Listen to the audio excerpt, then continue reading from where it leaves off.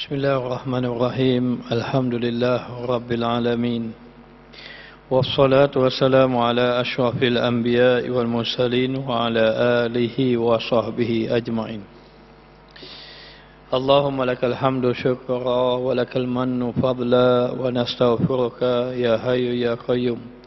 Salli wa sallim adada ilmika ala abdika wa rasulika wa habibika sayyidil ma'sum Sayyidina Muhammad wa ala alihi wa sahbihi wa ahli mahabbati wa aslih syu'una ummati wa farij anna humuma wal ghumuma ya hayyu ya qayyum.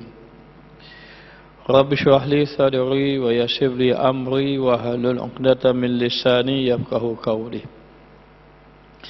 Insyaallah malam ini kita sambung kitab Mukasyafatul Qulub oleh Imam Al-Ghazali dan kita sampai pada muka surat 223. Hak-hak suami. Menikah merupakan bentuk pengabdian seorang isteri kepada suami. Apabila bernikah sahaja, maka isteri kena berkhidmat, mengabdikan diri, yakni berkhidmat kepada suaminya. Maka ketaatan kepada suami merupakan kewajipan mutlak bagi seorang isteri. Wajib isteri taat kepada suami. Maka bila mana sahaja suami menyuruh sesuatu, jatuhnya wajib apabila sudah menjadi isteri. Selagi ketaatan itu bukan di dalam kemaksiatan, selagi mana bila disuruh tadi bukan perkara maksiat. Kerana Nabi sallallahu alaihi wasallam bersabda, la ta'ata li makhluqin fi ma'siyatil khaliq. Tidak ada ketaatan kepada makhluk dalam melakukan maksiat kepada Allah. Bila sahaja melakukan maksiat tidak boleh taat. Walau suami, walau ibu bapa, walau guru sekalipun, tidak boleh taat apabila menyuruh kepada perkara maksiat. Tetapi apabila saja tidak ada kandungannya, tidak ada maksiat di dalamnya, dan itu perintah daripada suami, maka hukumnya adalah wajib. Maka hendaklah dia mentaatinya. Maka besarnya hak seorang suami ke atas isterinya dijelaskan dalam beberapa hadis. Hadis yang berikut, maka banyak hadis-hadis yang menceritakan mengenai besarnya kedudukan suami pada isteri. Hanya Nabi SAW ada menyebut mengenai hadis di akhir zaman. Di akhir zaman kebanyakan isteri-isteri tidak taat kepada suami. Tanda akhir zaman, tanda nak kiamat, isteri-isteri sudah tidak taat kepada suami. Lalu suami jadi taat kepada isteri. Maka ini tanda-tanda yang mana tidak sewajarnya berlaku. Maka dikatakan bahawa seorang isteri kena tahu kedudukan suaminya besar. Sebab itu ada 3 golongan yang tidak boleh kita berlawan dengannya. Walaupun dia salah, tak boleh berlawan. Siapa? Yang pertama, ibu bapa. Ibu bapa kita. Yang kedua, guru kita. Yang ketiga, suami bagi seorang isteri. Maka dikatakan bahawa kena taat. Kecuali dia menyuruh benda maksiat mungkar, baru boleh lawan. Kalau ibu bapa pun dah oleh kerana dia suruh buat maksiat, baru kita boleh lawan dia. Masuk lawan ke mana? Engkar, sebab dia suruh buat maksiat. Tetapi bila sahaja tidak mengandungi maksiat, maka tidak boleh kita ini engkar. Seorang isteri tidak boleh engkar akan perintah suami. Nabi SAW bersabda, ayyuma imra'atin matat wa zawjuha anha radin dakhalat jannah. Maka Rasulullah SAW bersabda, jika seseorang isteri meninggal dunia dan suaminya dalam keadaan redha kepada dia, ia masuk di dalam syurga. Bila mana saja isteri mati, suami redha dia. Maka suami ingat bahawa isteri ini seorang yang taat, seorang yang salihah. Tetapi ingat, ada kisah di sebaliknya. Boleh cari dalam kitab Ihya Ulumuddin. Mengatakan bahawa satu orang isteri salihah, taat suami. Ikut kata suami. Jadi kadang-kadang walaupun suami isteri adalah berselisih faham. Mana ada suami isteri tak pernah berselisih faham. Maka adalah berselisih faham. Isterinya ini setiap kali dia rasa bersalah ataupun dia maknanya bila bergaduh dengan suami dia, tak kira siapa benar siapa salah, dia akan minta maaf. Ini isterinya. Bila dia lawa sikit, maka dia akan minta maaf. Maka isterinya selalu sebut perkataan minta maaf. Isteri jangan berat nak meminta maaf kepada suami. Maka bila mana sahaja dia bergaduh, isteri akan minta maaf. Bila bergaduh, isteri minta maaf. Isterinya saleh, taat, salehah, taat, ibadat pun jaga. Satu hari dia bergaduh. Bila bergaduh, dia tak minta maaf. Tetapi akhirnya baik begitu. Itulah pergaduhan yang tidak ada perkataan maaf. Perkataan minta maaf. Sebelum pada ni bergaduh minta maaf sama. Tapi itulah satu perkataan, satu masa dia bergaduh, tak minta maaf pun. Hanya baik begitu saja. Lalu isterinya wafat meninggal dunia. Bila wafat meninggal dunia, ada satu orang, bukan suaminya, tetapi orang lain bermimpi isterinya diazab kubur. Lalu orang memberitahu kepadanya, mungkin boleh jadi ahli keluarganya, adik dia ataupun ayah dia ataupun ibu dia mimpi dia kena azab kubur. Lalu diberitahu kepada suaminya. Terkejut suaminya. Dan bila ditanya kepada suaminya, suami dia kata, bagi saya solehah dia. Isteri saya ini apa kesalahan dia? Lalulah sang lelaki yang soleh tadi bertanya, cuba kamu ingat.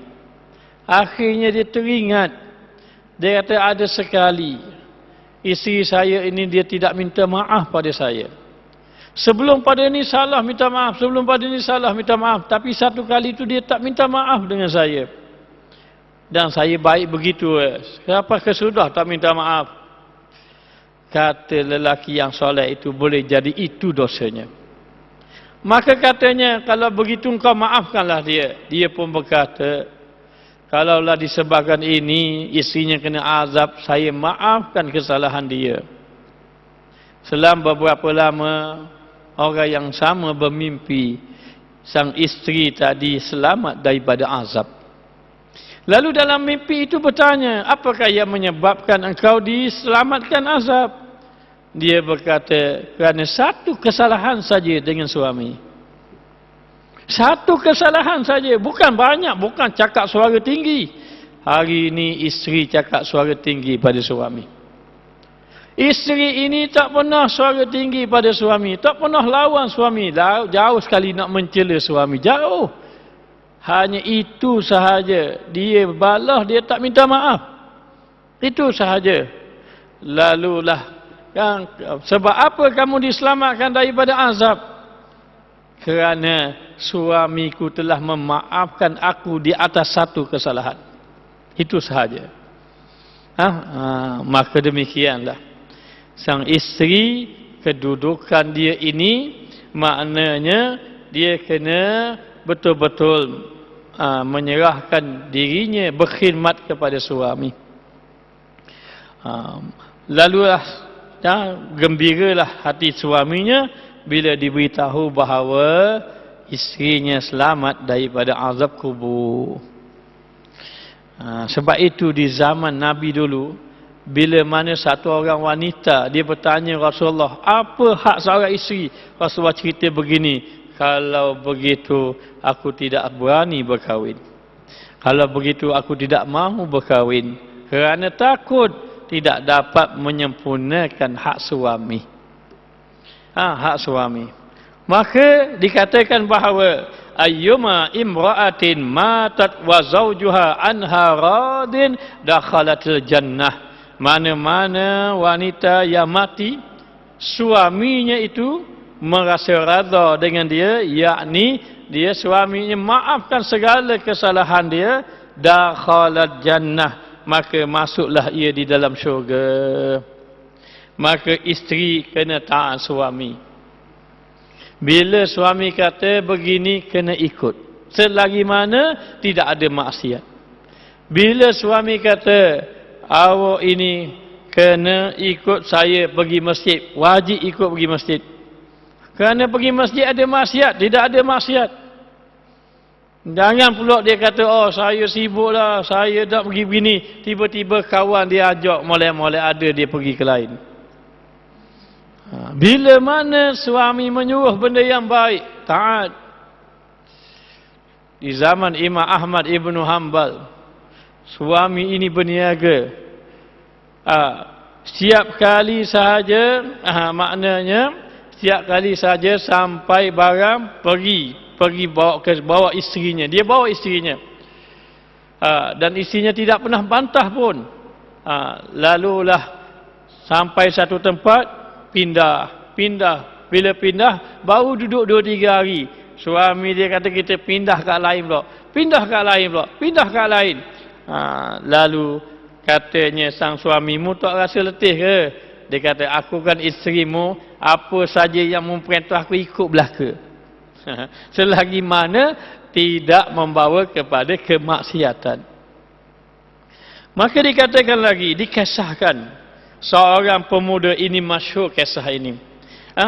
Seorang pemuda pergi bermusafir dan sang isteri kena tahu kisah ini. Seorang pemuda dia pergi musafir. Lalu ketika mana dia bermusafir, dia pesan kepada isterinya, ingat, kamu jangan keluar daripada rumah kamu. Jangan keluar daripada rumah. Jangan kamu turun ke tingkat bawah rumah kamu. Kalau tingkat atas, jangan turun tingkat bawah. Jangan keluar daripada rumah. Jangan turun tingkat bawah. Maka pada satu hari, ayah perempuan tadi berada di tingkat bawah jatuh sakit. Suami dia pergi musafir. Suami dia pesan, jangan keluar daripada rumah sehingga aku balik. Maka bila suami dia pergi, tiba-tiba ayah perempuan tadi sakit. Bila ayah perempuan sakit, duduk dekat bawah saja. Kalau turun tangga, boleh tengok saja. Maka perempuan tadi nak jenguklah ayah dia sedang sakit. Namun dia teringat pesan suaminya. Suami dia kata jangan keluar. Ini ayah sakit. Nak keluar ke tengok ayah ke duduk dalam rumah? Nak tahan suami ke nak biarkan ayah begitu? Dia pun dah fikir. Macam mana? Akhirnya dia hantar utusan jumpa Nabi SAW. Utusan tu pergilah. Dia pun tanya, ni ada satu orang wanita, suami dia kata jangan keluar daripada rumah. Tiba-tiba ayah dia sakit. Dia nak pergi ziarah ayah dia yang sedang sakit. Macam mana? Kata Rasulullah, ati'i zawjahu. Maka hendaklah dia taat kepada suami. Taat kepada suaminya. Rasulullah tak bagi keluar. Maka dia kata, taatlah kepada suami kamu. Lalulah ayah dia pun sakit semakin parah. Sakit pula. Semakin orang pun bagi tahu, ni ayah kamu sakit, pergilah tengok. Kemarin tu sakit biasa, nampak ayah kamu semakin berat dah ni, pergilah tengok. Lalulah dia tetap ikut pesanan Rasulullah, dia tak pergi tengok. Kemudian orang bagi tahu pula, ayah kamu sudah meninggal dunia. Pergilah ziarah. Ayah sudah wafat meninggal dunia. Pergilah ziarah. Jadi bila dengar macam itu, wanita itu ingat pesanan Rasulullah, ingat pesanan suami dia tadi. Lalu dalam keadaan macam itu, dia tidak pergi juga. Ayah dia meninggal dunia. Dia tak pergi juga. Selepas daripada itu, maka diuruslah jenazah ayahnya tadi dikebumikan. Bila dikebumikan, orang pun bagi tahu, pergilah kubur ayah kamu. Dahlah sakit pun tak pergi. Dah sakit berat pun tak pergi. Meninggal pun tak pergi. Sampai kubur pun tak pergi. Akhir sekali dia fikir, suami dia pesan jangan keluar daripada rumah, jangan turun daripada rumah. Dia teringat pesanan Rasulullah, lalulah dia pun tak pergi juga. Sampai ke bumi, tak tahu ayah dia kubur di mana, dia pun tak pergi. Lalulah dikatakan bahawa ada kisah kata suaminya balik. Bila suami dia balik, suami dia cerita pada suami dia, macam mana keadaan dia ni sekarang. Suami dia pun rasa takut bersalah juga, sebab ayah tak bagi keluar. Maka jumpa Nabi SAW. Lalu Rasulullah menyampaikan pesanan kepada perempuan tadi, beritahu kepada isteri kamu bahawa sesungguhnya Allah Ta'ala telah mengampunkan dosa-dosa ayah kamu disebabkan isteri kamu taat kepada kamu.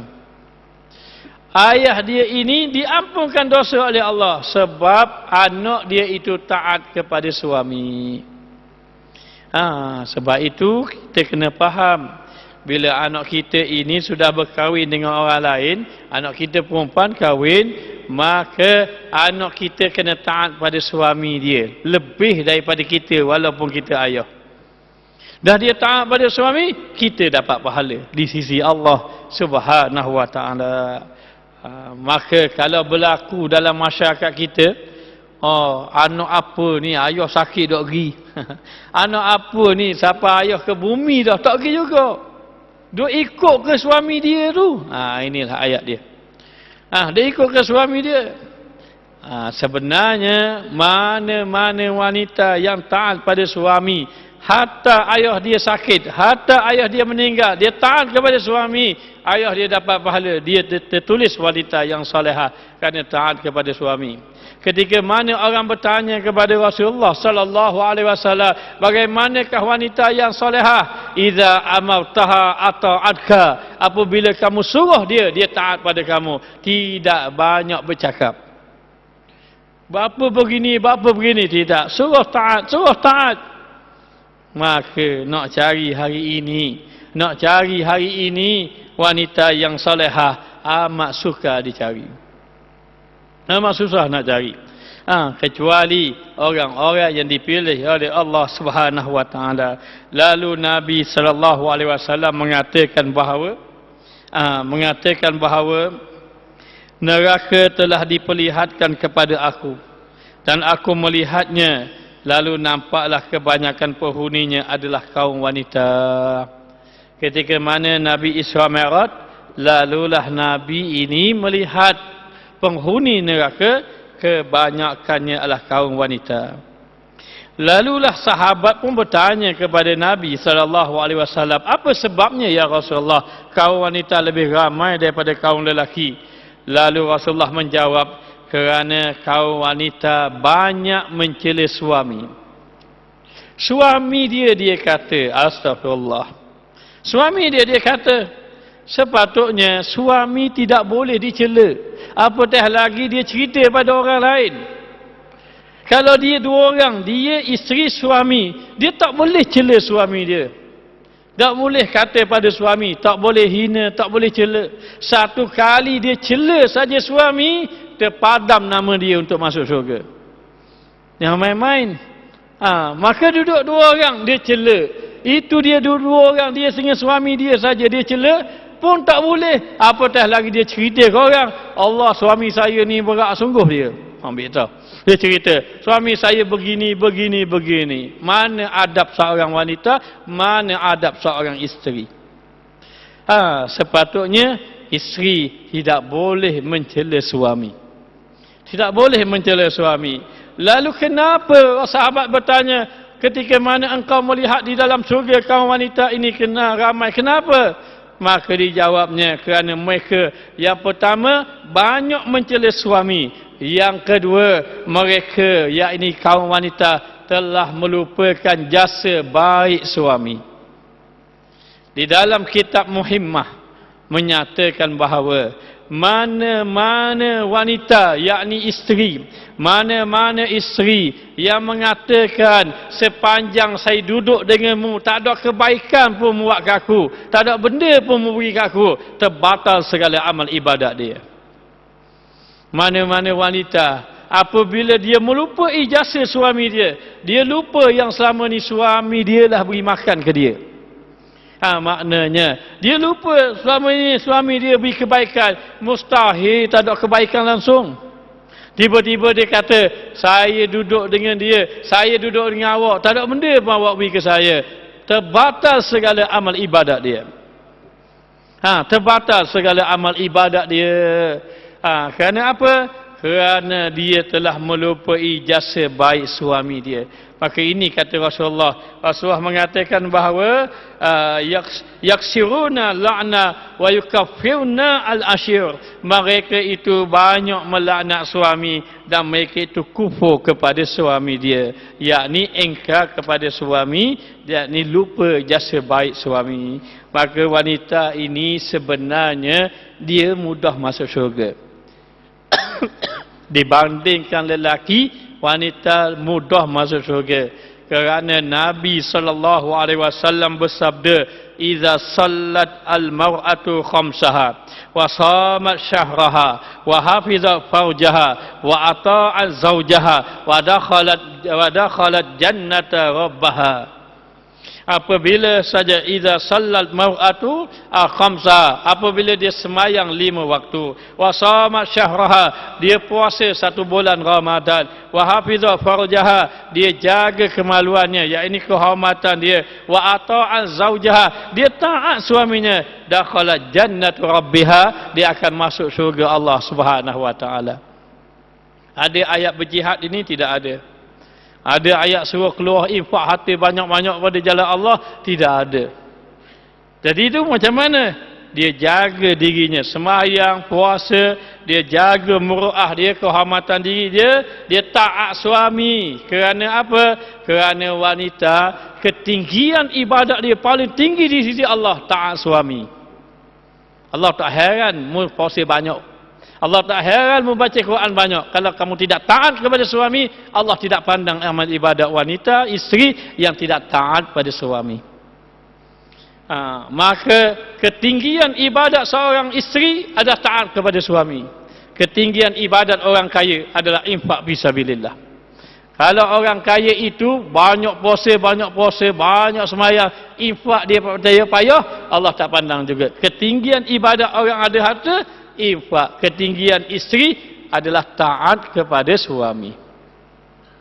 Maka dikatakan bahawa Rasulullah mengatakan banyak adalah di kalangan kaum wanita. Lalu dalam hadis yang lain Rasulullah SAW bersabda, aku telah diperlihatkan kepada aku syurga. Syurga telah diperlihatkan kepada aku. Aku melihat sedikit sekali kaum wanita. Dilihat di neraka banyaklah, yakni kaum wanita. Dilihat di syurga, syurga tadi sedikit. Istala'tu fil jannah, aku pun meninjau di dalam syurga. Fa iza aqallu ahliha, tiba-tiba aku tengok sedikit ahli-ahli syurga an-nisa, di kalangan daripada kaum wanita. Maka bertanyalah sahabat, aina nisa, gimana wanita yang lain tadi?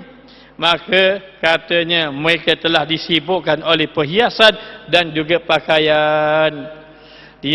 Mereka di antara sebab tidak boleh masuk syurga kerana duk sibuk dengan perhiasan, duk sibuk dengan pakaian. Maka dia sibuk dengan perhiasan pakaian, akhirnya tidak beribadah kepada Allah, akhirnya tidak taat kepada suami. Sayyidatina Aisyah radhiyallahu anha menceritakan bahawa seorang gadis datang kepada Rasulullah sallallahu alaihi wasallam. Lalu dia berkata, "Ya Rasulullah, saya telah dilamar. Ada orang melamar saya ataupun meminang saya. Namun saya tak tahu nak menikah ke tidak mau menikah. Namun saya tidak mau menikah. Dan apakah hak seorang suami ke atas isterinya? Baik, kalau saya menikah, saya nak tahu hak suami. Saya seorang isteri, apa yang hak suami yang saya perlunya? Saya perlu lakukan. Kalau saya kahwin, apakah hak suami yang saya perlu laksanakan? Orang pinang dia dah. Orang dah pinang dia dah. Dan saya nak menikah ni, tapi tak pasti lagi ni. Hati nak menikah. Orang dah pinang, tapi nak tanya bagaimana tanggungjawabnya. Lalu Rasulullah sallallahu alaihi wasallam menjawab, jika di atas telapak kaki suamimu ada nanah, jika di atas telapak kaki suamimu ada nanah, lalu kamu menjilatnya, kamu belum lagi dianggap menunaikan hak suami. Katanya begitu. Kamu masih lagi belum menunaikan hak suami, maka sebenarnya isteri tak mampu nak tunai hak suami, sebagaimana anak tak mampu nak tunai hak ibu bapa dia. Maka dia kata, kalau begitu kamu sudah mana nanah di kaki yang kamu jilat, kamu belum lagi dianggap menunaikan haknya. Lalu gadis itu berkata, kalau demikian saya tidak akan bernikah. Kalau begitu saya tidak akan bernikah. Lalu Rasulullah sallallahu alaihi wasallam bersabda, jangan begitu. Jangan begitu. Kamu harus bernikah kerana banyak kebaikan di dalamnya. Rasulullah juga bernikah. Sebab itu para suami-suami dia kena maafkan kesalahan isteri. Kalau tidak maafkan kesalahan isteri, isteri akan bawa dosanya di hadapan Allah, dosa terhadap suami. Tidak ada dosa yang besar seorang isteri di hadapan Allah kecuali dosa dia terhadap suami dia. Lalu Rasulullah kata, jangan begitu kamu kahwin dan di dalamnya ada kebaikan. Berkhidmatlah kamu dengan suami. Mana-mana isteri yang berkhidmat kepada suami, maka besar kedudukannya di sisi Allah Subhanahu wa taala. Ibnu Abbas bercerita bahawa seorang perempuan daripada Qas'am datang kepada Rasulullah sallallahu alaihi wasallam, lalu dia berkata, saya ini seorang janda dan saya ingin bernikah. Apakah hak suami ke atas isterinya? Apakah seorang isteri, tanggungjawab seorang isteri terhadap suami tadi? Rasulullah sallallahu alaihi wasallam menjawab, sebahagian daripada hak suami adalah jika ia menghendaki dirimu, kamu tidak boleh menolak. Sekalipun saat itu kamu berada di belakang, di atas unta. Maknanya, kalau suami itu ingin bersama dengan dia, dia tolak. Dia tak mau, dia tak nak bagi, maka dalam keadaan macam itu dia akan berdosa. Kamu tidak boleh memberikan sesuatu tanpa izinnya. Dalam riwayat yang lain, mana-mana isteri suami dia berpanggil dia, tiba-tiba dia berpaling. Suami tidur menghadap ke timur, dia menghadap ke barat. Dia akan dilaknat sampai subuh pagi. Sampai pukul subuh pagi. Dalam keadaan dia tidur, dilaknat oleh Allah dan Rasul. Maka dalam keadaan macam itu, dia kata, Rasulullah beritahu antara haknya kalau suami yang kamu ingin kepada kamu tidak boleh tolak walaupun kamu duduk di atas belakang unta.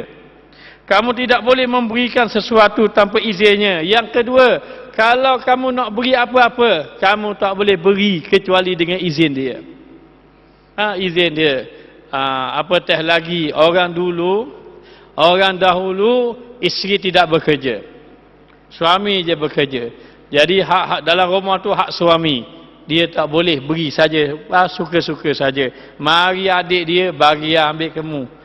Suami dia balik tengok mana radio, tak ada, ambil ke adik. Tanpa pengetahuan suami, tidak boleh memberi kecuali dengan izin suaminya. Bahkan janganlah kamu berpuasa sunat tanpa izinnya. Bahkan isteri tak boleh puasa sunat kalau suami tidak izin. Suami dia kata, saya nak puasa sunat besok hari Isnin.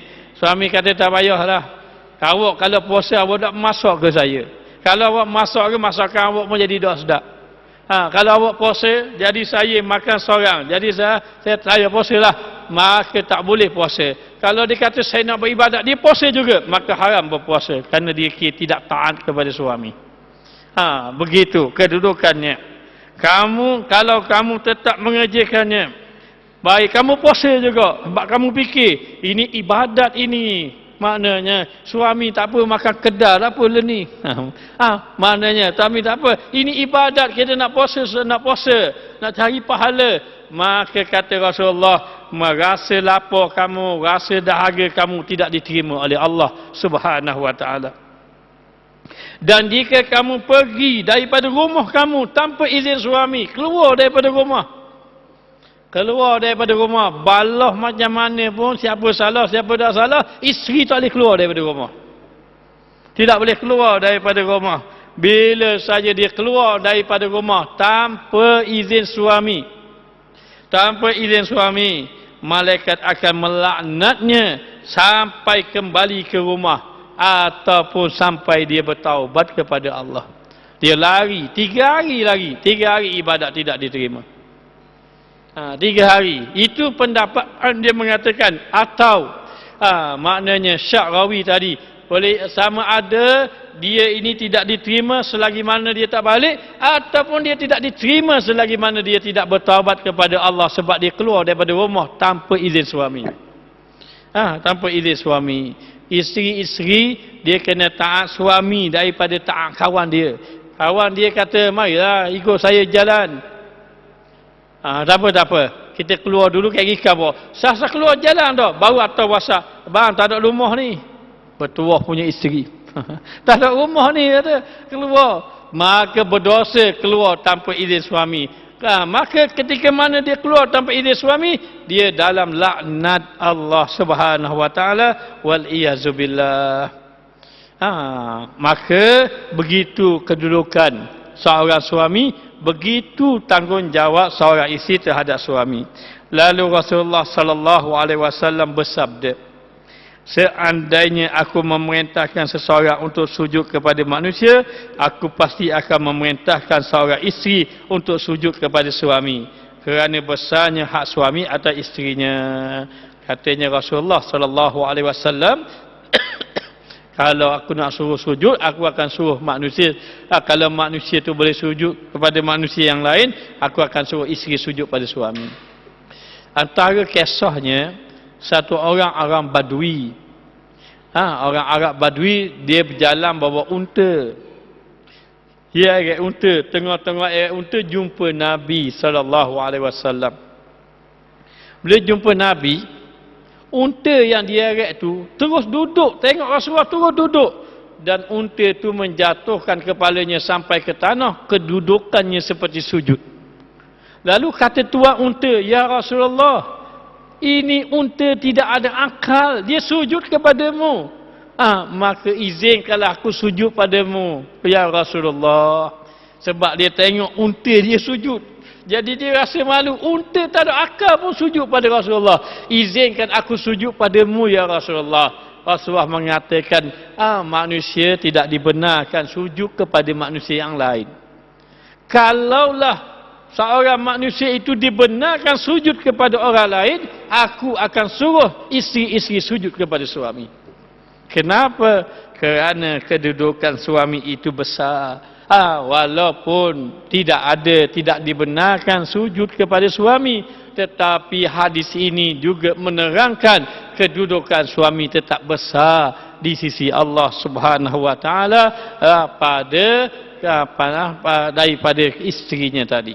Maka dikatakan bahawa wajib isteri tadi menunaikan hak taat kepada suami.